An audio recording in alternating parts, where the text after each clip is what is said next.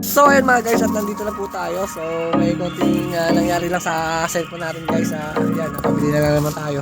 So ayan, nandito pala si Bossing. So tatanungin natin kung tagasan si Bossing. Boss, tagasan pala tayo, boss? Los Baños.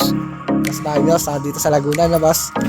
So ayan, nakakuha si Bossing na crayfish. Ayan guys. So may produce naman siya ng water plant tsaka isda. So ayan, maraming salamat, boss. Baka may gusto kang shoutout dyan. Hindi, okay na. Kailangan. So ayan, sa mga baguhan na gusto mag-alaga ng crayfish, huwag na magtagal, no, boss. Bili na, no? Oo. Pulang-pula pa. Kasi. Kaya sa mga gusto rin na white super saiyan crayfish, meron din tayo white super saiyan crayfish. Kaya guys, sa mga gusto mag-alaga sa mga baguhan, pwede rin tayo magturo kung anong mga kailangan o anong dapat nilang gawin.